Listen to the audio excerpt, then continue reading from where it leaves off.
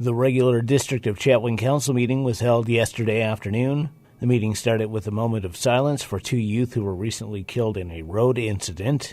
Two delegations were present. A representative from Food Cycle Science spoke about a possible project which could potentially reduce food waste going to landfills via the use of food cyclers. Ashley Murphy from the PRRD spoke about the growth strategy for the region.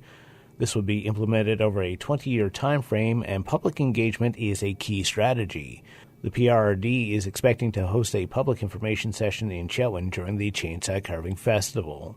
During the report section of the meeting, the mayor stated that he spoke with the Minister of Forest last week and also some deputy ministers in Vancouver about the relocation of the fire attack base. Further discussion with the minister and his staff are expected in the future. The mayor and a number of council members also spoke with the executive director of BC Wildfire Services.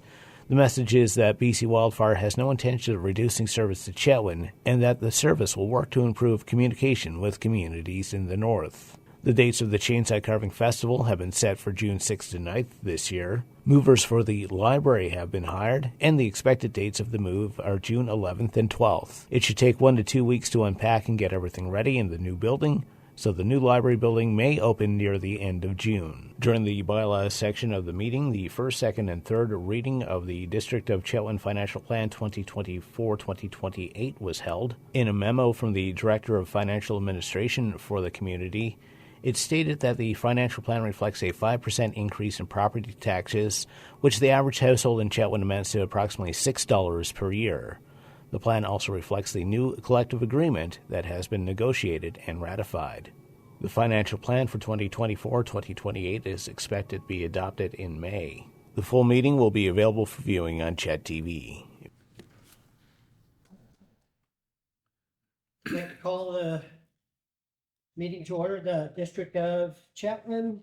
Can I have the opening statement read, please?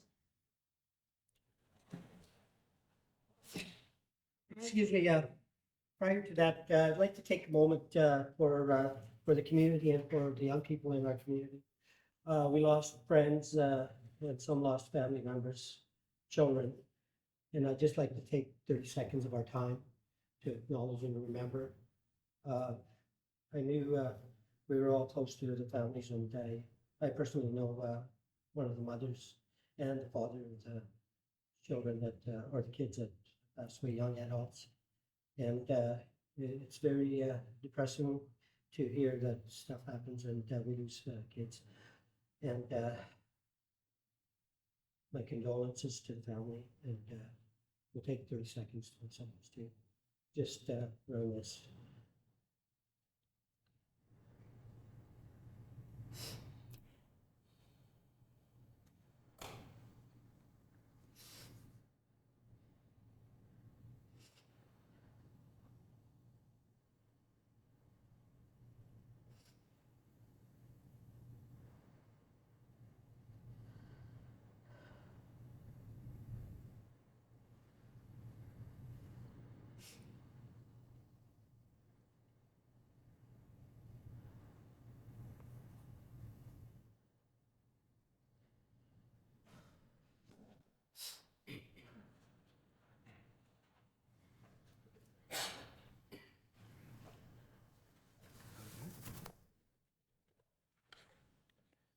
As we gather today on the traditional territory of the Treaty 8 Nations to conduct the business of the District of Chetwynd, we do so knowing that we are privileged to serve the citizens of this community, and we shall endeavor to conduct our business in their best interests. Thank you.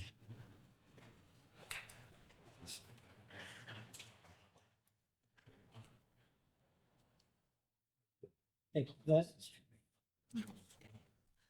Prior to adoption of the agenda, is there any new business? Council?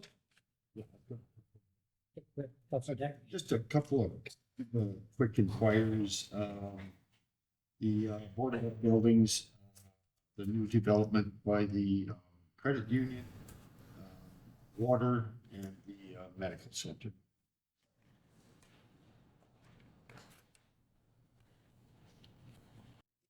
Any more?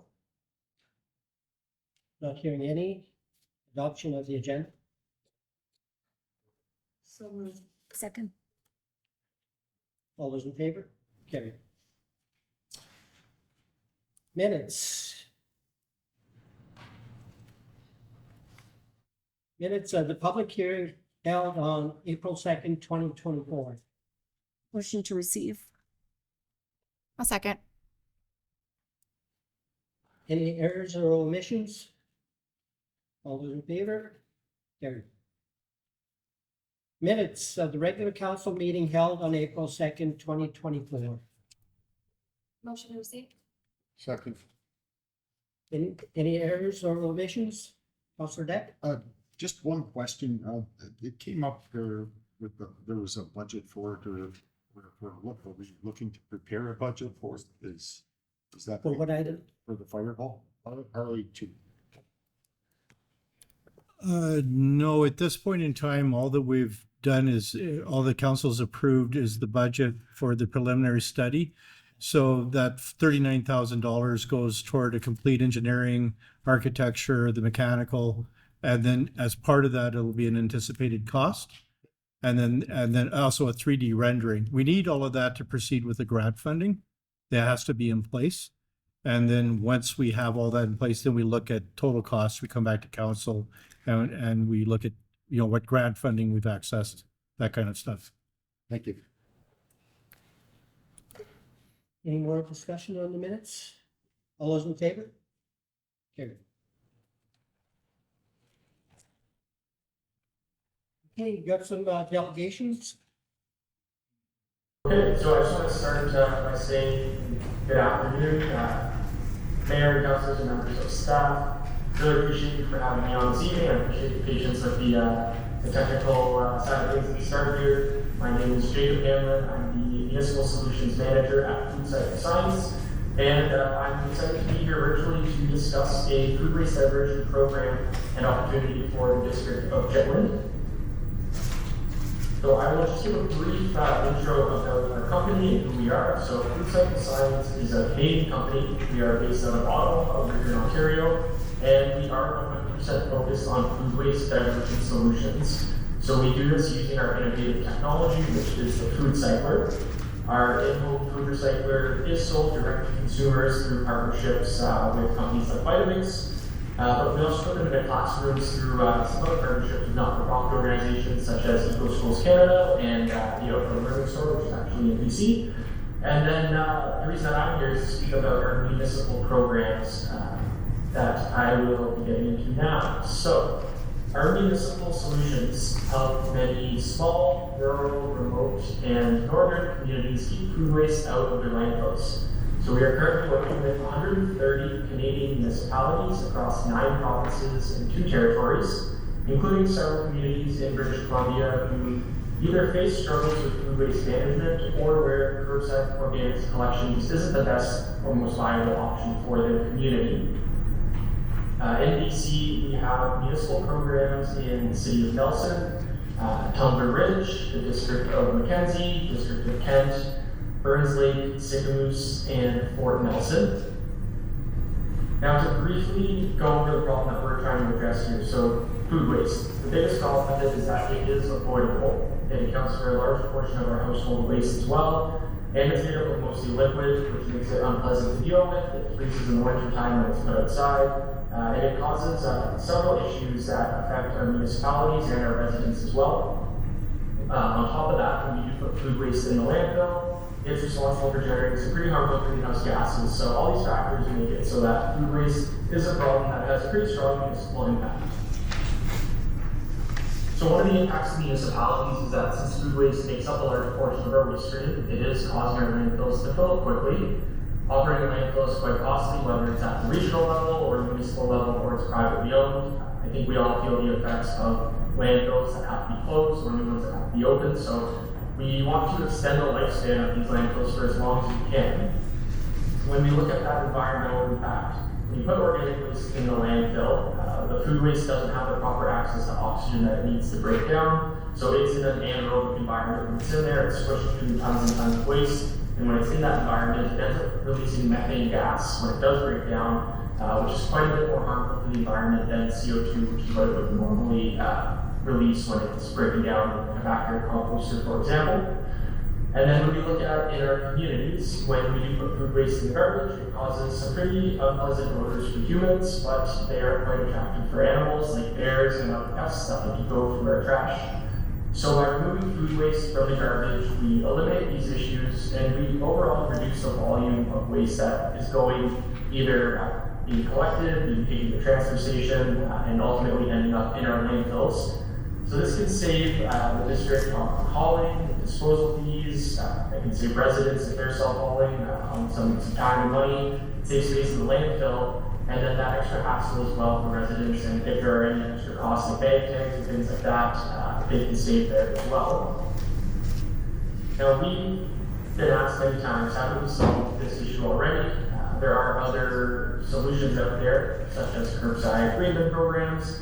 They're more common in bigger cities and places with high population density and the right infrastructure, but this can be cost prohibitive or operationally challenging to implement in a lot of places. Now, many people in your community might factor compost, and while this is a great solution, it's unfortunately not feasible for everybody. It's certainly not a year-round solution with our harsh winters that we have, and there's still a concern about bears and other animals getting into the back of the compost bin. And then finally, the easiest thing to do would be to continue to landfill organic waste, but as we touched on, the long-term impacts here are quite costly and harmful to the environment. So shifting gears here towards our technology and then getting into our municipal programs, I'm just going to play a short video here to show you what the food cycle is.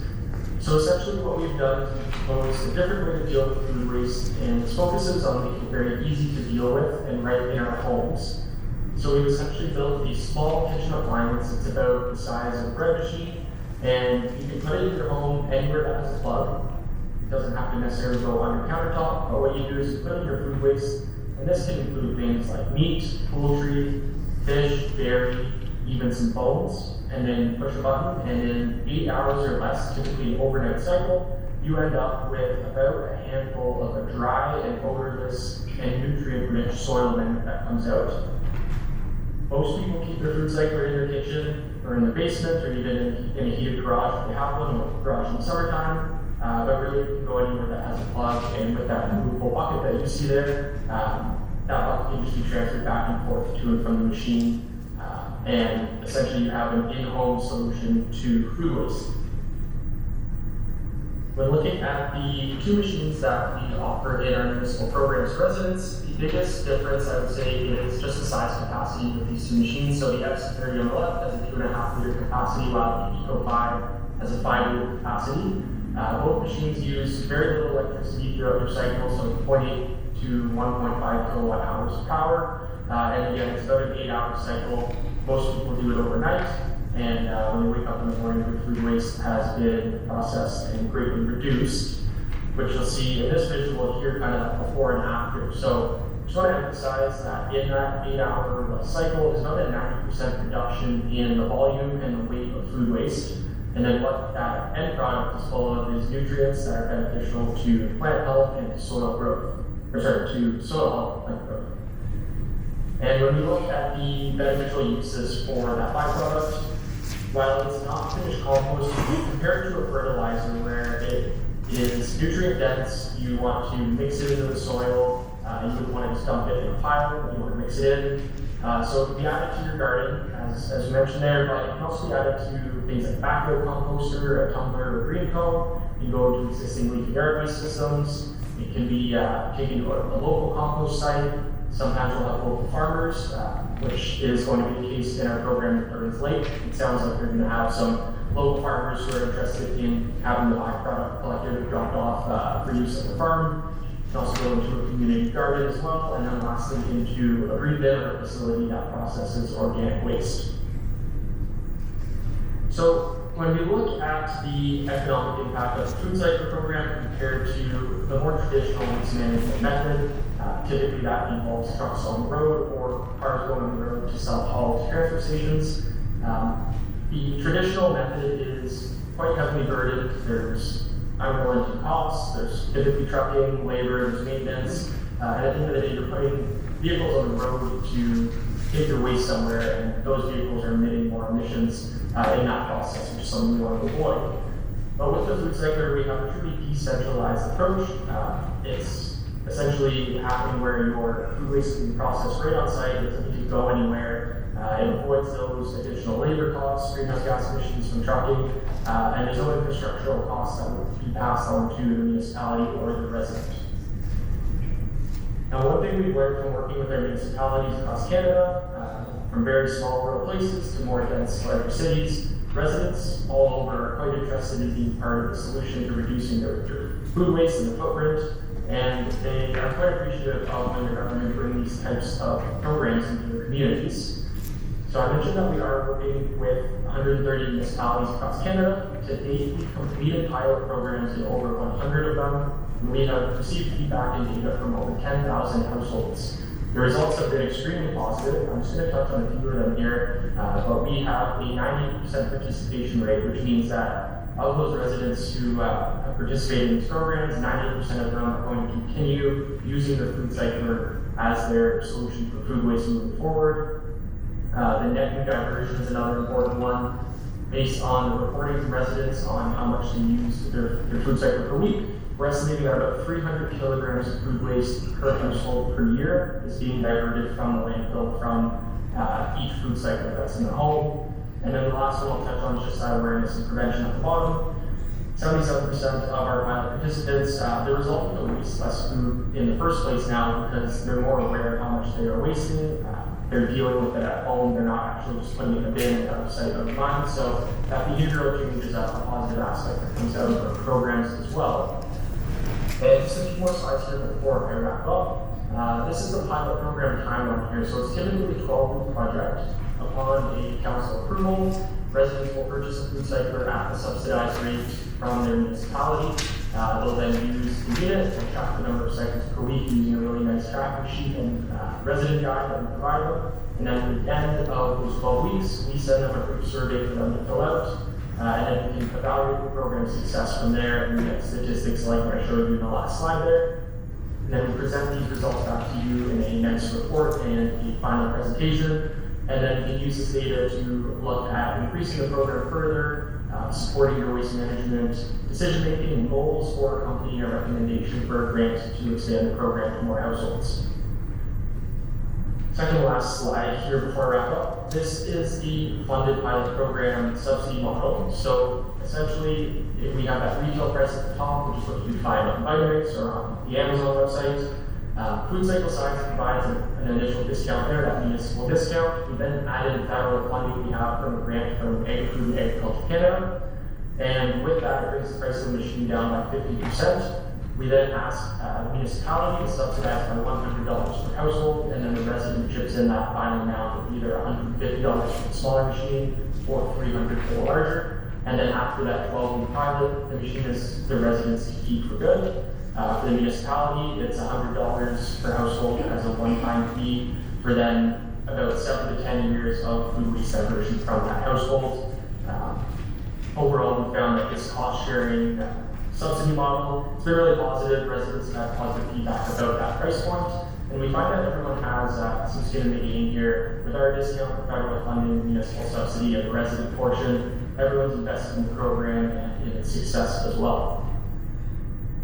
And just to kind of wrap up with this overview, this is just some pilot-sized recommendations based on our experience with these municipal programs. We've been running the program since 2020. We actually started in BC in the city of Nelson with some small pilots, and Nelson's now in the process of putting a food cycler into each of their 5,000 homes as their citywide organics program.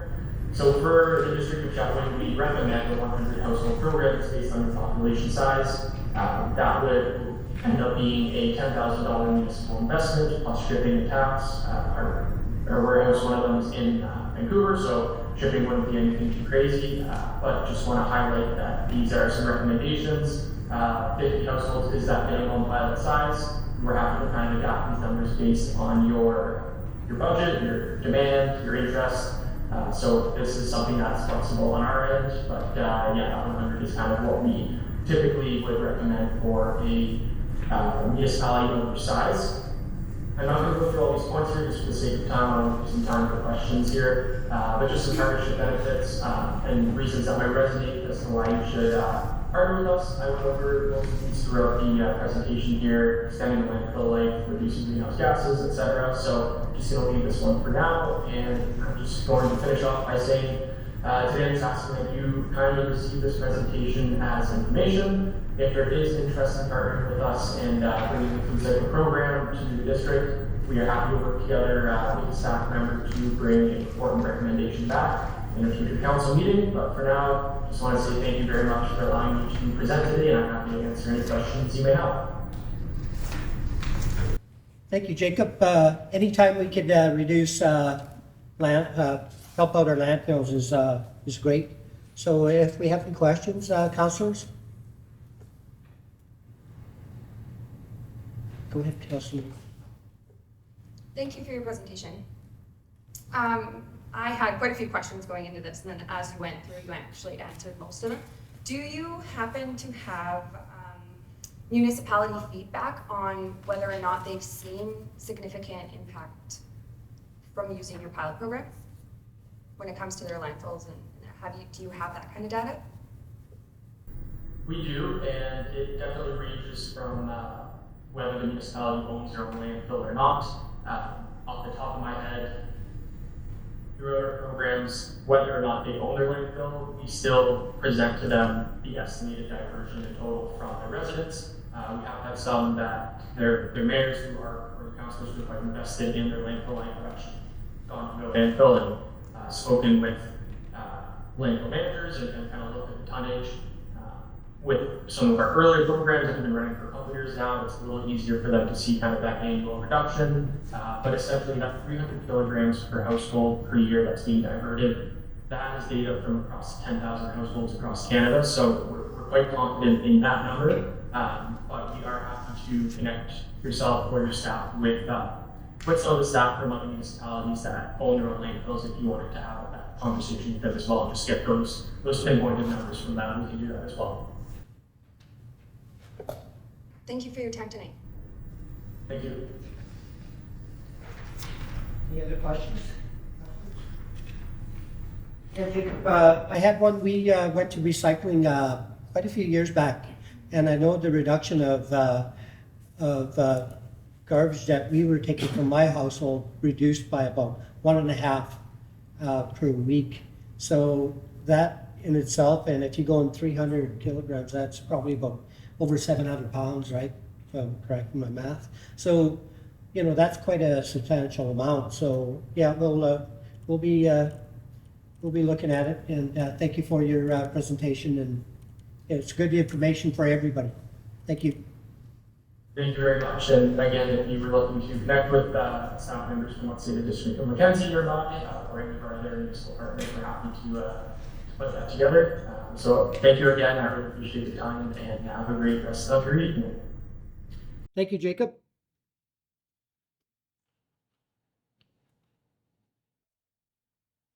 All right, we got Ashley Murphy from the Peace River Regional District. And just a sidebar, now that we've mentioned PRRD, is that it's one of our biggest costs, landfill. So reduction of anything that we could do to help our landfills would be greatly appreciated. I mean, by the whole Peace River area. Ashley, welcome. The floor is yours. Thank you, Mayor and Council. For those of you who do not know me, my name is Ashley Murphy, and I'm the General Manager of Development Services over at the Peace River Regional District. And that's a very fancy title for saying that I oversee the building, planning, and bylaw enforcement teams, all the fun ones. So I'm here today to speak to you about our Regional Growth Strategy project that is currently underway. And I'm not sure if the presentation is up yet or if you can see it on your screens there. No? Okay, maybe I'll just give them a minute to sort out the techie glitches.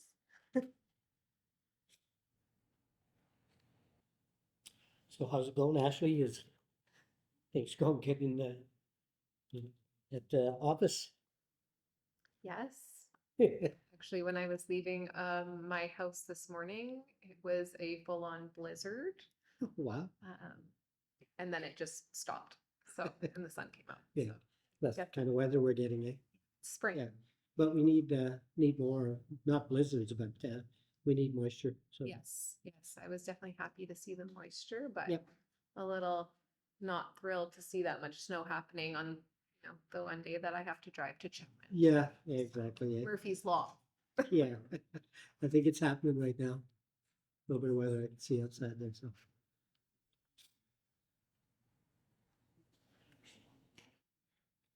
And this what happens too when, you know,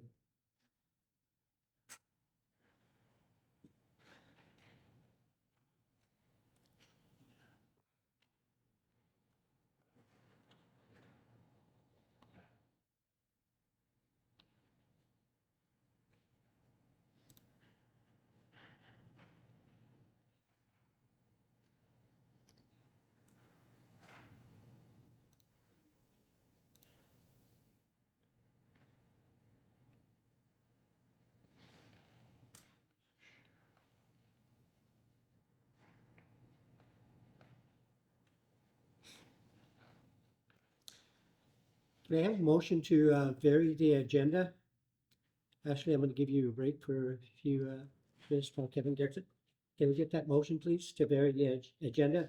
Move on to committee reports and liaison reports. Motion to vary the agenda and move on to committee reports and liaison reports. Second. All those in favor? Carried. Okay, let's, I'll start this one off with mayor's report. I had attended the Kofi meeting in Vancouver. My sole purpose this trip was to meet with the forest minister on the NIFAC, I believe it is. Yes, and our initial attack team, fire suppression team. So I got to meet with him. I gave him the concerns of the letter that he had sent to us. And he got me in touch with a couple of his deputies, and I talked to the deputy ministers, and then I talked to them. And we had a meeting today, and in our staff report, we will hear a little bit more. But I did get to talk to him, and some information he wasn't aware of. He said he only got the information that was in front of him. And I says, it doesn't not look good that you sent us a letter stating that it's going to take another half hour to get to Chetwynd and area. So with that, he pointed me in the direction of a couple more deputies. So I had to chat with one, and then I had a chat with, I believe, his title might be, well, I just name him because his title, I believe, is he's working as the lead in the forest sector. So he's helping Minister Ralston. I'm not too sure if he's got the deputy title, but his name was Mercier. So I got to chat with him, gave him my card, and I inquired about if he understood what was going on. And he said that he would contact me. So with that, the other thing that happened over at the Kofi conference with our industry, the forest industry, was that investment. Very poor in BC because the return is not good. That's what we heard. And moving investment to the States in the wood industry, in the forest industry, in the fiber industry was more beneficial to business than it is into BC. So that was a clear message sent by all sectors, like all business in BC to the ministers, to the premier. So that was clear and stated very clearly by all municipalities that were there. There was I believe, all the northern mayors except for Dawson Creek mayor, but he had 2 councillors there. So the contingent there was very high. We were very vocal in this matter of investment in BC, but the number one thing was fires. So we talked with the minister about that. So that was very important that I got to see him. The letters didn't cut it with me and our staff with the CAO.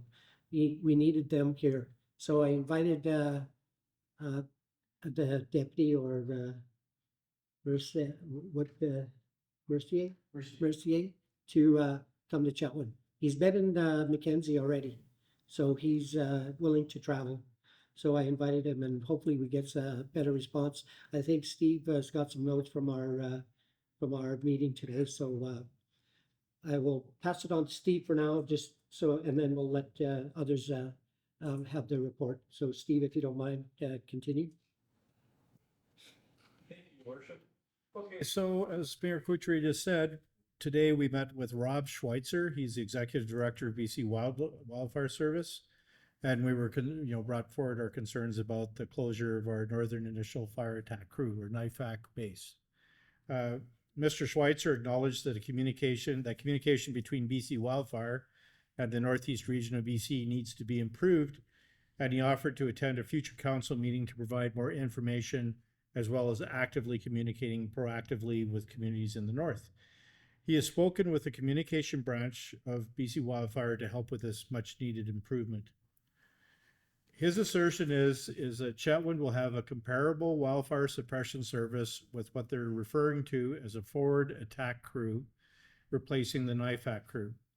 The forward attack crew is essentially the same as NIFAC, with the major difference being that they are placed in Chetwynd at high-risk times and are lodged in hotels while in the community. They would either be at the airport during the day or on call with the 30-minute required response time during rest periods. There was a general discussion regarding other ways that the province could assist Chetwynd and area in these times of extremely escalated wildfire risk. Some of these include helping source funding for manpower, infrastructure, and equipment, like the proposed fire hall, fire break construction, forest fuel mitigation, and additional firefighting equipment. The mayor and CAO reiterated during the meeting that any reduction in suppression services to our community would be an unacceptable development, and requested response time data for our area moving forward. It was also pointed out that letters directly from the Ministry of Forests do indicate anticipated delayed response times. Mr. Schweitzer stated numerous times that there is absolutely no intention of reducing the level of service to Chetwynd and area. Thank you, Steve. Any reports from council? Councilor McDonald? Thank you. So I sat in on the Chetwynd International Chainsaw Carving Championship Society meeting last week, and they're gearing up for another event competition. The library build is getting closer to completion, so the grounds for the event are getting to a good point. The gravel work around the site will be fixed prior to the event. The trade show was a successful networking event for the society. They have a couple new potential sponsors, and they were able to acquire some swag for the carver's bags. They shared that next year's funds will be less because they were unsuccessful in the fairs, festivals, and events grants, and the potential loss of the sponsorship for the next year due to the company's project completion.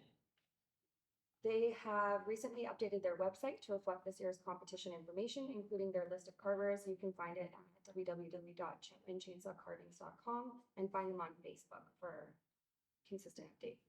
This year's event dates are June 6th to 9th, 2024. Thank you. Any others, or you have questions? No questions? Okay. Report, Councilor Nelson. I just have an update for the move-in date for the library. Movers have been hired and they will be moving directly following the chainsaw carving competition. Moving dates are June 11th and 12th. Should be 1 week to 2 weeks lag time of unpacking and preparing for the public. And then we should be seeing our brand new library from the inside nearing the end of June. Thank you. Any questions? Nope. Okay, Councilor Deck. Chetwynd Seniors Advocate is, or the Seniors Advocate is coming to town. We're organizing a meeting with them on Friday, the 26th. The groups that will be represented will be the Meals on Wheels, Senior Citizens Housing Society, Seniors Hall, Cancer Friendship Center, Sogo First Nations, West Mulray First Nations, and if anybody else has any other suggestions that they think would be important at that meeting, just give me a holler or contact me. Thank you. Thank you, Councillor Dick. Any questions? Any other reports? Not hearing or seeing any. We need a motion to accept reports as is. Second. Okay. All those in favor? Carried.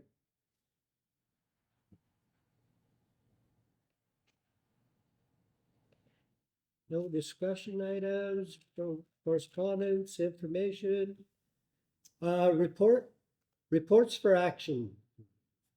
Pardon me? Yep. And now, Kevin? Yeah, all we're gonna be able to do is have the same as we did. Okay. Okay, we will carry on with the regular agenda back to delegation. So actually, I was gonna keep you here till the end of the meeting, so I was gonna wait till we got to the, okay, no, it's just kidding. Yes. Yep. Wonderful. Does- Okay, does we'll any try of the- this round 2. And if I'm not on the right slide, I don't know, just start waving your arms at me or something and we'll try and get that sorted. Yeah. Okay, so I will try and be quick through this and leave time for questions at the end. So as I mentioned, we have started our regional growth strategy project. This was initiated by the Peace River Regional District Regional Board. So today we're just going to cover am I on the agenda slide now? Where am I supposed to? Okay. Are we on? We could turn that for her, can't we? Oh, maybe it's not turned on. We will get this sorted. Can we turn the monitor for her? Or is it working? Here, you could use my computer. Well, maybe we'll just go ad hoc and I'll just, if you guys have copies of the presentation, we can just go from there. Okay, so today I'm just going to give a quick overview of the Regional Growth Strategy Project, what it is, what it means for our member municipalities, the work that we've done to date, the survey that was completed, it closed earlier this year, and what's coming up next. So a regional growth strategy, I like to explain it as kind of like a high-level business plan. It's really kind of a visionary strategic document for us at the regional district where it looks over a 20-year time frame. How are we as a regional district, where are we going and how are we getting there, including all of our member municipalities. So it's enabled, as all planning documents are, under the Local Government Act. It's initiated, prepared, and enacted by a regional district with the involvement of you, our member municipalities.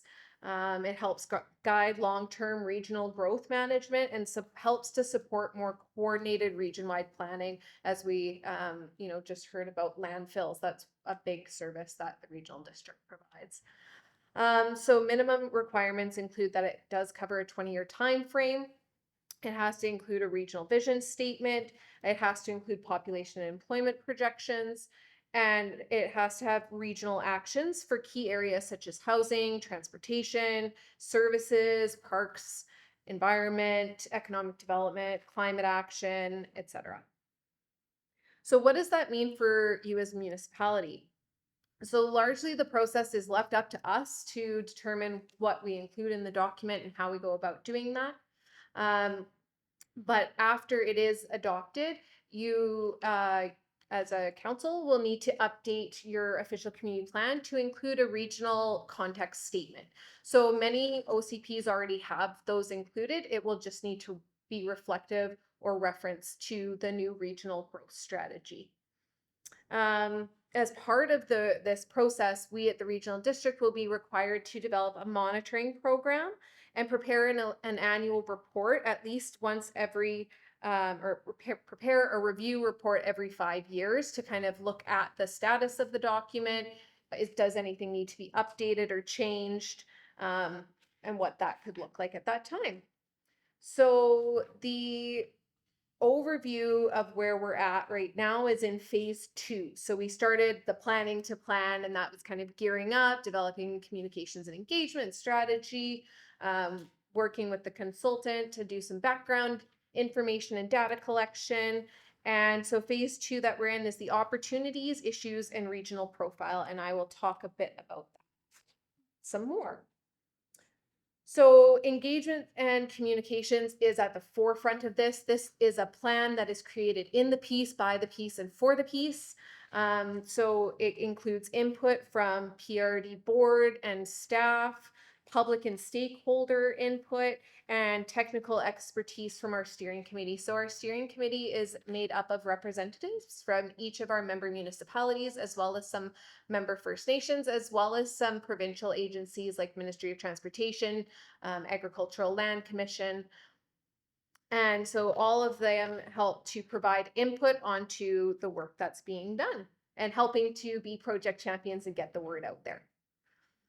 So work to date that's happened is we have done a ton of communications. We've done radio ads in the Northern Horizon. We've done postcards and mailouts and social media posts all around the project, trying to drive people to the Have Your Say page. There was a survey that was open as well.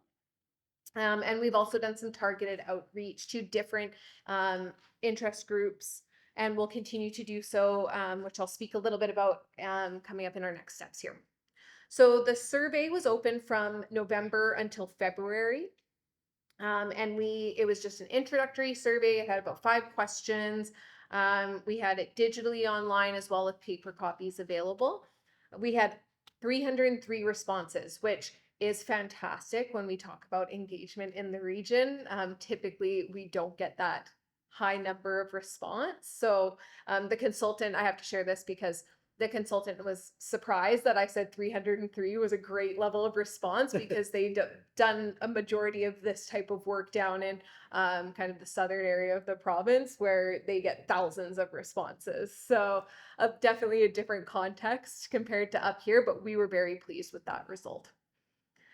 So through that survey, we collected some information and kind of identified 4 top priority kind of policy areas that were identified by the respondents. And that was used to help inform the regional profile document. So the regional profile is available for public review and your review on our Have Your Say page. And what that is it's a snapshot in time of the current state of the region and all of our member communities. So the survey also started with an existing vision. So we borrowed the vision that's in the Peace River Regional District strategic plan and asked people what they thought of it. The results from that were the majority liked it or thought it was okay. Some of the common themes that we heard in terms of why people thought it was only okay were no mention of rural communities, addressing housing crisis, improving emergency services and safety should be discussed, including First Nations perspectives, addressing the needs of all age groups, and those were some of the comments. So as I mentioned, there was 4 top kind of priority areas that were identified. So number 1 was regional economy. That was the most important area to the respondents of the survey. Second was housing and affordability. Third was agriculture and food security.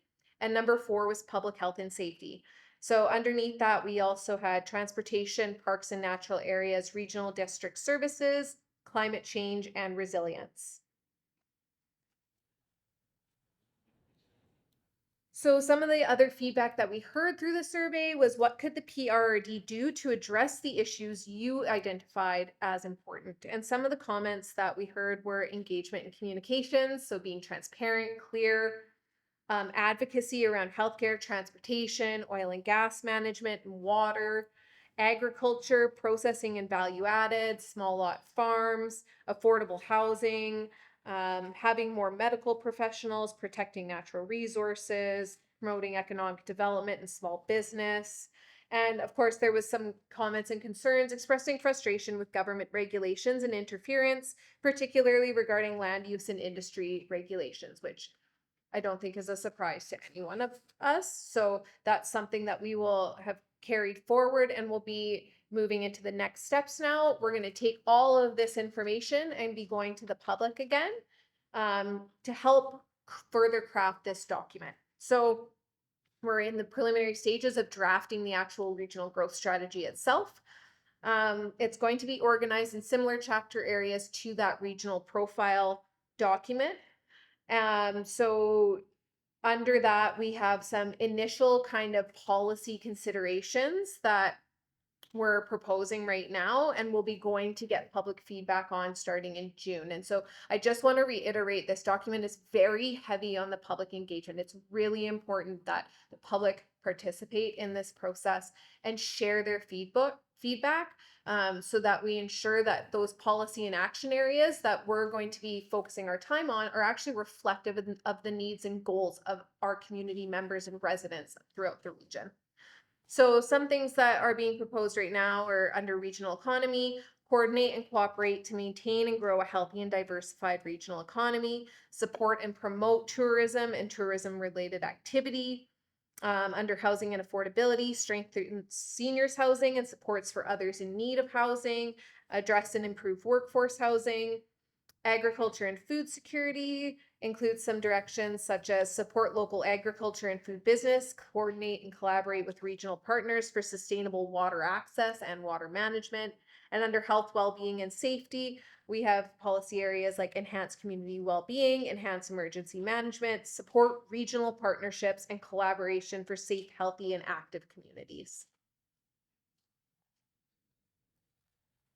So outreach and engagement is going to be the next step for us right now. So June, we have a full week planned. Our consultant is coming up. We will be out and about throughout the region. And on the next slide, I've got a list of all of the public open houses and engagement events. So we will be here in Chetwynd on June 9th at the Chainsaw Carving Festival in the morning. Later on that afternoon, we'll be zipping over to Chetwynd to do a public open house out there. So we'll also be doing some open houses in Fort St. John and Chetwynd, Dawson Ashley? Creek. You said Chetwynd twice, or you're leaving chainsaw carvings and going where? So we'll That's a be in Chetwynd June 9th in the morning at the chainsaw carving, and then going to Chetwynd going to Tumbler Ridge for the afternoon. Thank you. Yes. So yeah, we will have also some online surveys as well happening around that time. And so at the very last slide, I have a list of all of the public open houses that will be hosted. And so we really hope that you can help us spread the word about this, and we can get lots of participation and engagement throughout this process. So that brings me to the end of my spiel today. Thank you. One question that I have is the loss of written forms of communication like newspapers. How much of a hindrance is that on media to put out the word? Because not everybody, as we know, we've been trying to get everybody connected, right? So has that been a hindrance in at the PRRD for getting out the message and surveys? I believe it does cause, a little bit more of a challenge to get the word out there. What we've done for this project is try to be creative. And so we have done radio advertisements. We've also advertised in the Northern Horizon, which is the paper that goes to most of the rural areas. It has cattle listings, and so it's geared more towards agricultural producers. We also did advertise in the Chetwynd Coffee Talk Express, as well as doing targeted, or like we did a region-wide mail out of postcards. So unfortunately, if you don't get junk mail, you probably wouldn't have received that postcard because the way that the bulk and unaddressed mail system works. But we've really tried to do as much as we possibly can. And I think we've covered every possible means of advertisement available to us to try and get the word out. But again, word of mouth up here is a really important way. So, if you're able to share and spread the information with your friends, colleagues, family, community members, it's greatly appreciated. Questions? Councillor McDonald? Thank you. I have two questions. One is, do you know how many of the 303 responses to the survey came from our electorate area? Not off the top of my head, but I do have that information, so I can follow up with you regarding that. I am curious how many of our community members took the time to complete said survey. And then for the 3 hours at the chainsaw carving competition, do you feel like that is going to be enough time to truly engage all the community members while they're going back and forth? No, it's never enough time, but we're going to do the best that we can.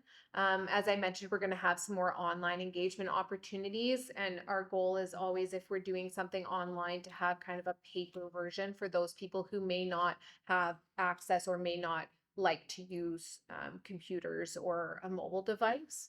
So we do try to have, other avenues for that. And as well, if anyone isn't able to attend in person, they're always more than welcome to reach out to myself directly. My name is on all the communication stuff that goes out as the main point of contact. So I'm more than happy to have those conversations with people outside of any of these, scheduled events. Good, Councillor Nelson? Thank you for your presentation, Ashley. What does the engagement program look like during this chainsaw carving? Will it be a tent outside? Just curious so we can make sure to direct people to you. Yes, so we will have a booth or a tent set up outside at the event. Where that is exactly, we're not sure. I think the organizers of the Chainsaw Carving Festival have told us we'll know a bit closer to the date. The consultant is finalizing some engagement activities. So what that exactly looks like right now, I'm not entirely certain, but I know that there will be some information material available, and we're also working on some kind of some fact sheets to hand out and have available for the public to review and or take with them. Thank you. We look forward to seeing you there. Good, Steph? Yes, if you happen to have or start getting one pagers or things we could post on social media or the rec center or whatever, we'd love to help in any way to get the word out there. So just reach out to me if you have anything like that at all. Great, thank you. Yes, I should have some marketing materials within the next few weeks here. So, And we do have a Chamber of Commerce, right? yes, yes, and they are on our mailing list. Perfect. Yeah, not junk mail. Pardon? It's not junk mail, right? Not Yeah. jumping. Yeah, we won't send them a postcard. Oh, We send them a letter. yeah, an email. Yeah. Okay, thank you, Ashley. There's more questions. Thank you for your presentation and bringing the PRRD down. Send Dan next time. I actually got to spend Saturday here in Chetwynd at the trade show with Director Rose. In Perfect. fact, Cool. pitching some more Yeah. information about the regional growth strategy. Yeah. So yeah, great turnout. It was awesome. Thank So you. yeah, we invited him, so he should be next on the list to come and see the council and Chetwynd. So perfect. Okay, thank you. Great. Thank Yeah. you so much. Take care. Yep. Yep.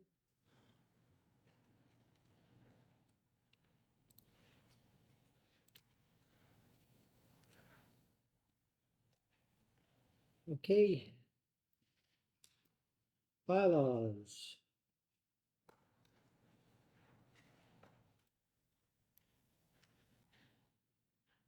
District of Chetwynd Financial Plan 2024 to 2028, bylaw number 1172, 2024 requires first, second, and third readings. Do you want to read the memo from the Director of Financial Admin, please? Right, so I will pass that on to Councillor Nelson. Thank you very much, Councillor. I'd like to invite the Director of Financial Administration to please read his memo. Isn't that something, how we pass the buck with the financial director? We put these on there so we don't have to read them. And The long and short of it is just tried to sum up what we had discussed in our previous budget meetings. Plan is in the budget or in the bylaw right now at a 5% tax increase, which amounts to about $6 per year per household. Noted some of our major capital projects just for people if they're interested, but we've got $1.8 million in paving, 1.7 million in water main works, another 1.7 million in sewer system upgrades, 850,000 in sidewalks. So a substantial capital program this year for everybody. So, and then some small adjustments that I've made to the financial plan that council hasn't seen or approved of yet. Indirectly, you have approved of the fire department grant by approving us to apply for that grant in that amount and all that. So I've just added the revenue and expense side in on both of those. We had some issues in the municipal office here with our heating and ventilation system. So we've added some money in to take care of some repair work that we had to do there. And as was noted with not having to have the by-election, we saved a bit of money there, but our fire chief was very gracious in saying I can use that money. So he's kind of absorbed all of that on me.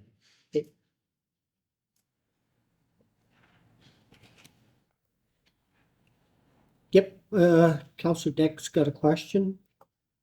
Kevin, got the fire department protective equipment in the budget, and I'm just wondering, we've heard all sorts of comments from down in Vancouver. They're bringing in new fire protective equipment for the firefighters that's cancer causing agent free. I was wondering if that's the type of equipment we'd be getting as well. Not currently in our for us to do that in this financial plan. That equipment, my understanding, is quite a bit more expensive, but it is something that fire chief and I were talking about the other day, and we are going to look at trying to put forward a plan toward moving our gear in that direction as well. The big advantage, if you want to call it that we've got is the amount of use that our turnout gear gets versus the guys in the city of Vancouver, where they're in it all the time, all day long. You know, they have a lot more exposure to the stuff that's in that gear. So it's not as severe for us, but it's still something that needs to be looked at, and we will be dealing with that going forward. So would it not pay to start just doing it in small bits as opposed to buying it all at once? I believe we'd already ordered stuff before I'd even heard about the thing in Vancouver, to be honest with you, but I think that one might be best to direct toward the fire chief about when we should be phasing those kind of things in. Okay. Thank you. Thank you for that.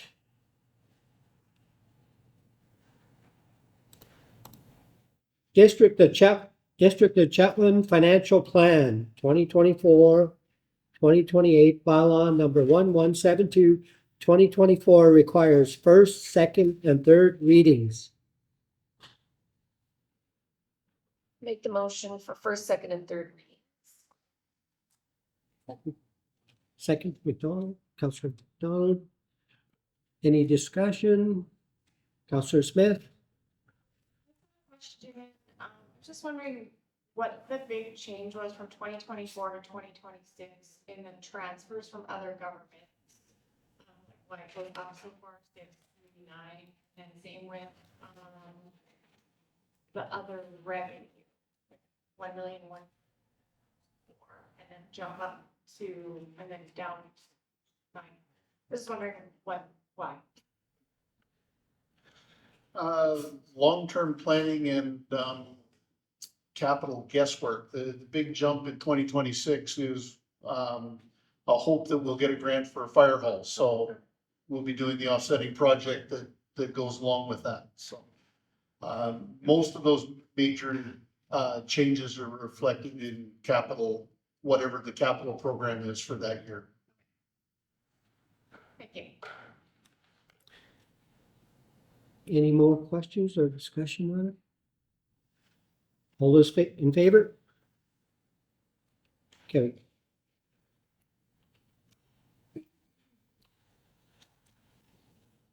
Bylaw B2, it would be District of Chetwynd 2024 tax rates bylaw number 1173, 2024 requires first, second, and third readings. I'll make the motion for first, second, and third readings. Second. Discussion on it? Councillor Dick? There's been some discussion about the card for Northern Health. Is that come off the books?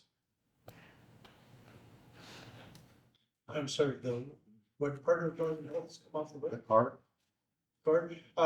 At this point, Northern Health is, it's kind of an interesting backstory. Northern Health has decided that it wasn't fair, that they considered it wasn't necessarily optimal, I guess is the best way to put it, that the district would be purchasing the car for the use of the nurses. So Becky Gordon reached out to me and suggested that we hold off on it for now. And that she'll let us know right soon. She thanked mayor and council. That was part of my stuff later on, but at this point in time, there's no need to purchase it, so we've held off on it. So $36,000 or something like that it was worth. So that would be about a 1% tax increase. So we'd be going to 4% instead of 5% tax increase. I'm going to refer to. Yeah. We'd be shuffling money from one pocket to the other. The money for the car was actually scheduled to come out of one of the reserves that we have from some of the money the province has given us for different things. It's not actually coming out of tax, Yeah. out of property tax revenues. If that makes sense. Any more questions? Not hearing any. All those in favor? Carried.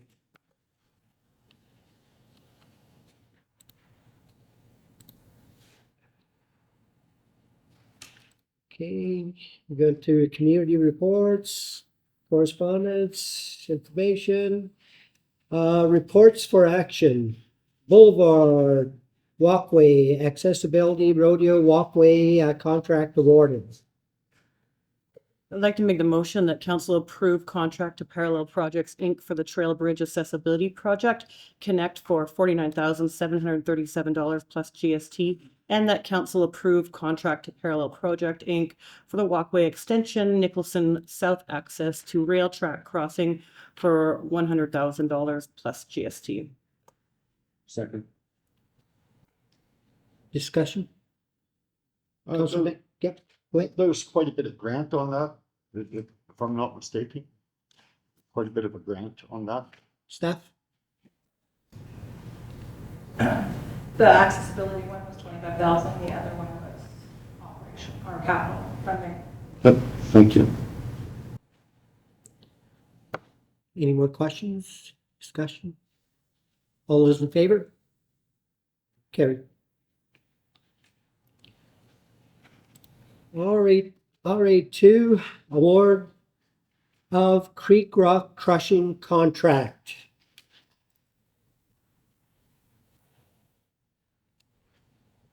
I'll make the motion that council award the gravel crushing contract to Rat Race Contract Unlimited in the amount of $70,000 excluding GST. Second. Discussion, go ahead, Councillor Donald. So I see that this is 50% of the cost of buying crushed gravel for our process. How long does this amount of metric tons last?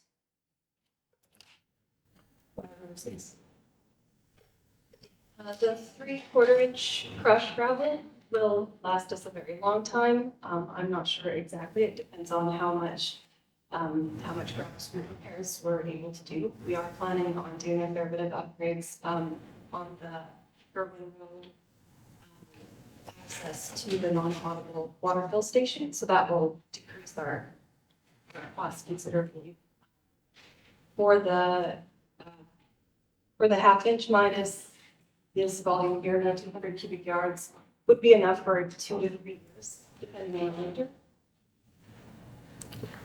And how much do we typically spend in a year on this? For the winter sand, which is the half-inch minus crushed gravel, typically spend 50,000. For the 3/4 inch minus, again, it really depends on how much work we're doing on our gravel.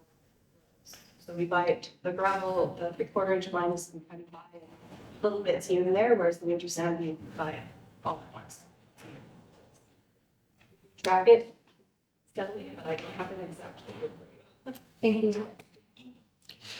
So it says creek, and if public's asking, okay, what creek, and is it just, that's just the name? Because it'll get out there, the creek, right, when you mention a waterway, so. Yeah, so in the report, it says Windrum Creek. Thank you. Any other questions? Mel? Okay, if there isn't any other questions, all those in favor? Carry.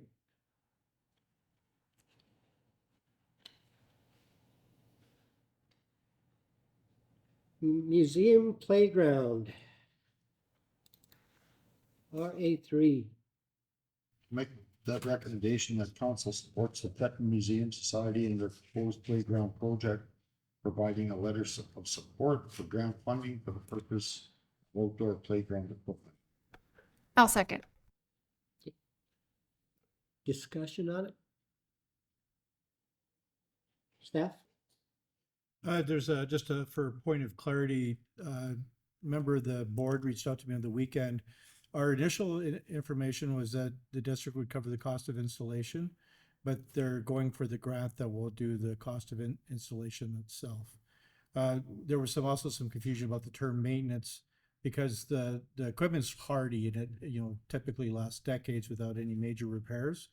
But with our insurance carriers, it's our property. We have to do regular inspections.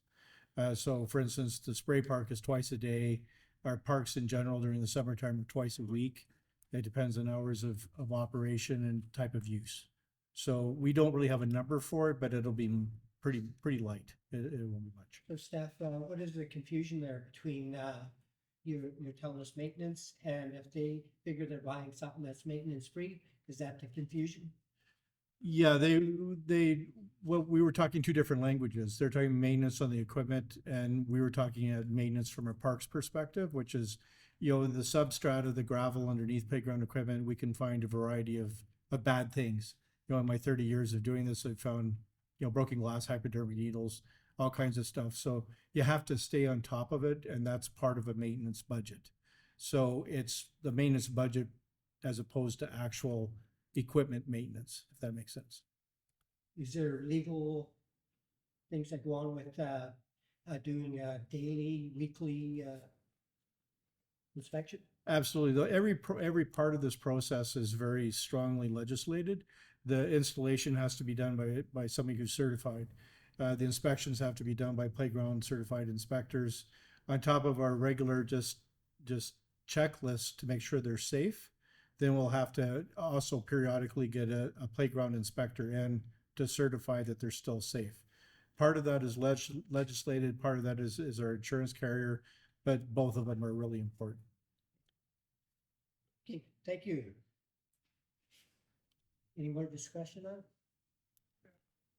What's enough? I just have a comment about the newly revitalized Chetwynd Museum Society. This group of volunteers seems extremely excited about revitalizing not just the museum, but the grounds, and making it really accessible for children to come and play while they learn about history with their families. And I think that it's really quite brilliant and adding to the culture of our community. And if we can provide such little support as a letter, I think it's a real win for our town. Any more discussion or comments? Okay, all those in favor? Will we, Kerry, will we see the letter or? Absolutely. You know, there will be potentially a few letters of support in this from this agenda, and mayor and council will see them all before they go out. Okay, thank you.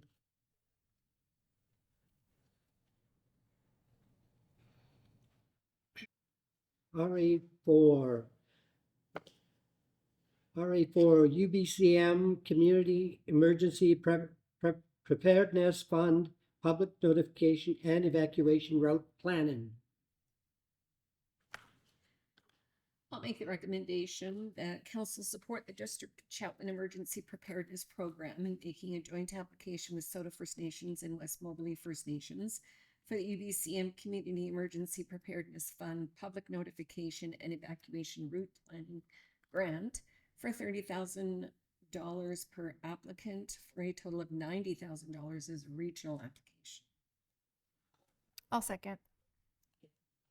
Discussion on it? Councillor Smith? What does the $90,000 do? Is that just for like an outside person to come in and do a plan? Yeah. You want to talk to it, Chief? There you go.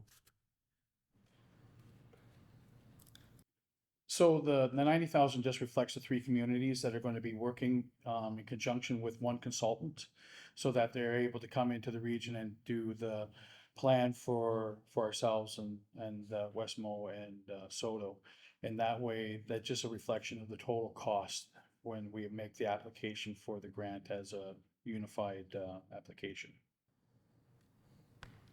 So the $90,000 is what it costs for a consultant, basically.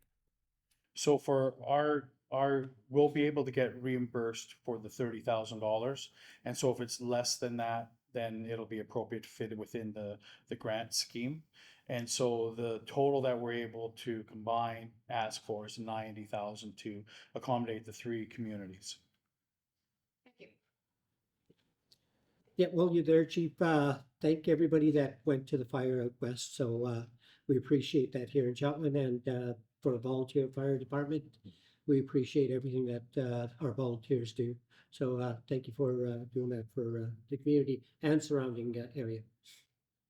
Thank you. It's a good opportunity because it's trying to get ahead of the curve, because obviously if something does occur, at least this will give us an opportunity to have a plan in place that we're able to adjust and adapt to, considering what the circumstances will present themselves on the day. So.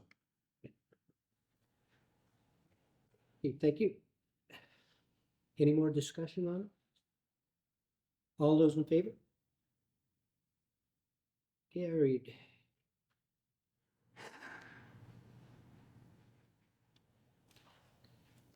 RA5, Canuma Coal Letter of Support.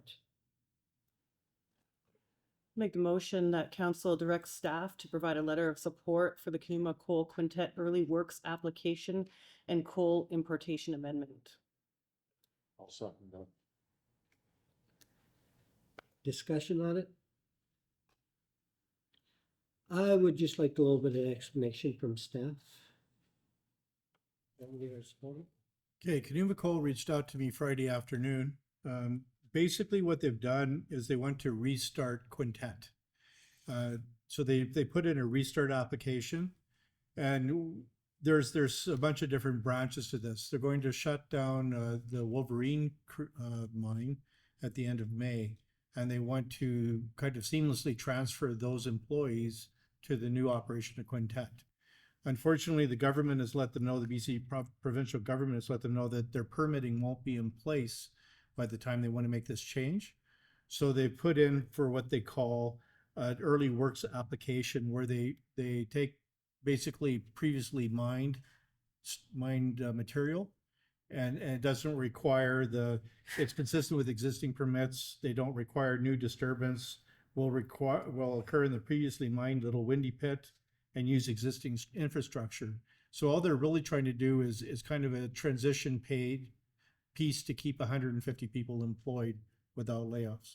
So that's why like when she contacted me Friday, that's why we kind of rushed to get a report in as a late item, because it's very time sensitive. They need it as quick as possible.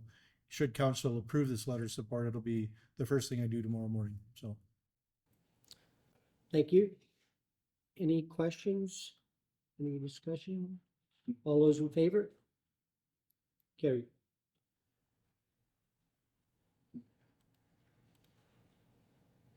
RA6, Peace FM. I'll make a motion that council provides Peace FM with assistance from the DOC electrician in installing their new generator in return for daily wildfire ads for the 2024 wildfire season. I'll second. Discussion? What is the value of that cost looking like? Staff? Okay, Art. This is all, I'm gonna give you the full meal deal here. Our liaison with council with Peace FM asked us if we could work with them to help them defray the cost of the generator install. That's not something we would normally do, but with talking with Peace FM staff, we figured out a compromise where they could give us this advertising for free that allows us to communicate with fire hazards, fire conditions, all that kind of stuff. So that value has a minimum value of $600 a month and potentially quite a bit more. $600 a month is based on one 30-second ad and each day of the month, based on our current contract. The cost of the actual electrical labor will be no more than 3 days with a helper, and could be considerably less. Our electrician isn't sure, the scope of the work.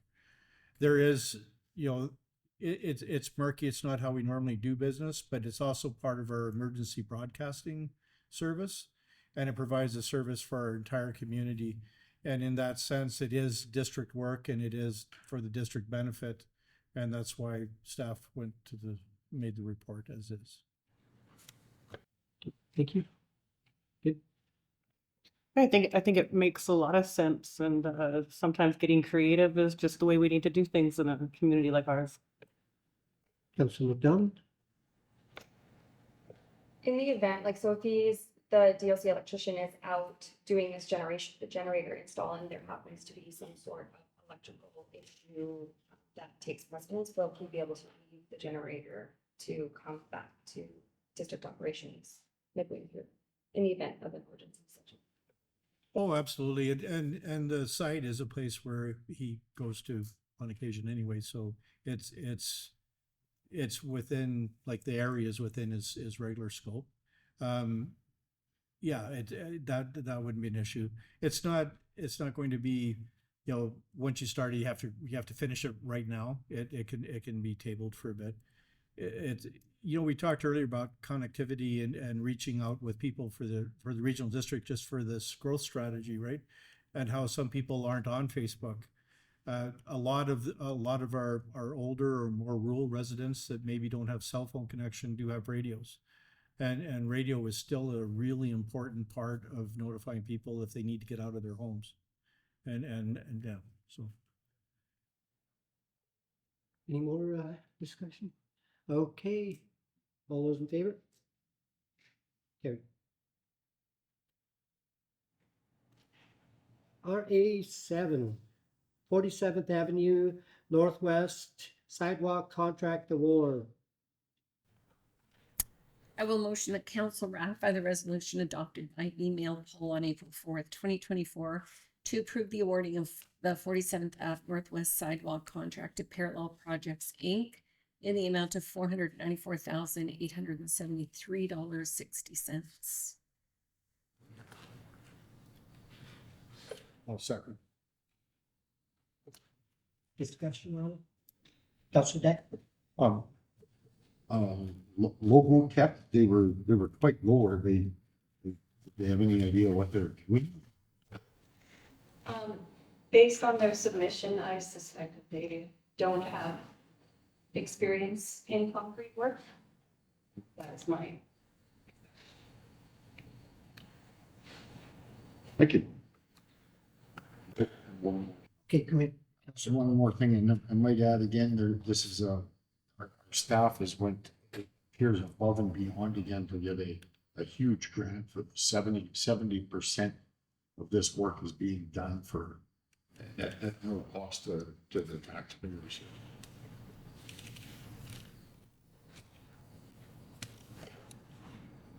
Good. All those for more? Okay, good. Okay, all those in favor? Carried.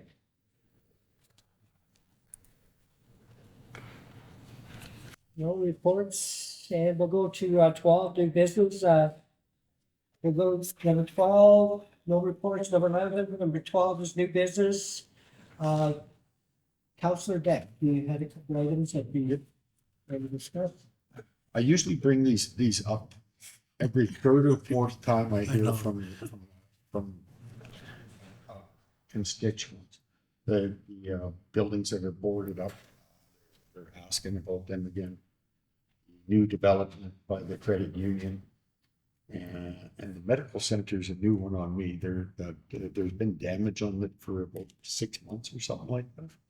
And then there's just a couple of people that were curious about the water supply with the lack of rain we've had the last couple of years and the lack of snow. There's been a couple of people concerned about that. Thank you. Okay, if I go down them and, sorry, did you want to? Go ahead. Yeah. Okay, sorry, I got ahead of it. I was so eager. Okay, so the lot by the credit union, we were in contact with them last week and this week, and it's back on the tracks, we're told, and they're starting in May, we're told. Now, we realize, like Ellen, that's why I was kind of chuckling when you brought it up, because Ellen and I get, we understand the frustration the community has, but it's really something we can't speed up in a lot of ways, right? So we are told that they are starting construction tout de suite. The medical clinic is out of our hands. It's being handled by basically the insurance company. Kevin is phoning them twice a week now, Kevin, roughly? Yeah, it's getting there. Yeah, because he's getting whipsawed between insurance carriers and the medical people. A lady drove through one window and did the damage, and it has taken months longer than any of us anticipated it would. Do you have a later update on it, Kev? The latest information on it is a contractor has been hired. Materials are in, and we're just waiting for them to actually schedule time down here to do it. So I'll press them a little bit more here again this week and see if we can't get a date on when they're going to start this. Thank you. Okay, moving into the boarded up buildings, we really don't have any new things to report. We have put people in contact with realtors, and the owners in contact with realtors who have people that would like to buy them. We're not privy to the conversations. We won't know. We have been researching other ways. Like, I don't know if people noticed, the city of Whitehorse actually is rolling in or trying to roll in a bylaw that fines owners if businesses or buildings are boarded up and vacant for too long. So they do an increasing fine every year. There have been already some constitutional challenges to it, and it's a ways from being enacted, but a lot of us are watching with a great deal of interest because it's a potential solution. We talk about this one as a team quite a bit. What do we do? As we've said before, if we purchase the buildings and tore them down, the taxpayers are going to be out a considerable sum of money. It'll be more than the property's worth. And so that's always a worry. They're not a hazard right now. We maintain a watch on them. They're not an extreme hazard. I guess they're always going to be some type of hazard, but there's really limited response we can do past that unless we figure out some legal way to enact bylaws that control that. And then finally on the water, this is one that the Director of Engineer and I talked about quite a bit when they were promoting water restrictions last year. We have the advantage of taking our water out of the Pine, which is closer to the mountains. It had a strong flow last year. All last year, it was ahead of most rivers where we pull from, and we didn't feel a need to put water restrictions in last year. But Desiree watches it continually through the summer. Going back to the boarded up buildings, like if they're gonna sell them, there's interested people in it. I mean, maybe we could make an offer and just turn around and sell it to somebody else that's interested. It's constant, that question. Where are those buildings boarded up? And we feel the same level of distress about it. And it's every group of local government people I sit in meetings with, whether it's Zoom or in person, they mention it. They mention boarded up buildings. It's every community. And there's not, or it's like homelessness and opioid crisis. There's not a really easy solution, because at the end of the day, they own the property. And in our society, we value property ownership.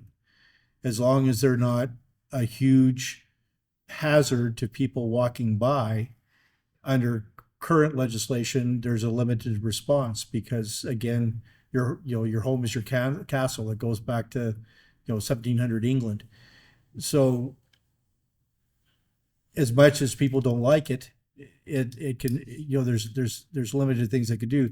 If you put it in context, the really eccentric looking place by the overpass between Taylor and Fort St. John, it's just it's a mound of hoarded stuff from fence to fence. The whole lot is covered, and there's a home in the middle of it, and there's a gentleman that has been fighting with the regional district for 30 years over it, and the regional district wants him to clean up. He tells them to pound sand. It's his property, and they've been unable to figure out a way to take care of that. It's really complicated, but we are looking at it. We talk about it. Ellen and I talk about it probably almost weekly. Every time we think of anything, Let's wrap it up. Comments to our community. I believe that PRD and Port St. John and pass on CN. I believe that we do have legal stuff that we do have to. And certain parts. this is all public knowledge. This has all been very, very publicized. It's just illustrating that it's everywhere, and it's almost impossible to fix at this stage. But there are lots of people trying to figure out a way to fix it. Absolutely. Thank you. Any questions for Councillor Dack? Good. Okay. Questions, public? We good? Okay. German. All those in favor? Thank you, Council. Thank you, staff. Thank you. You seconded that. Sure, I did.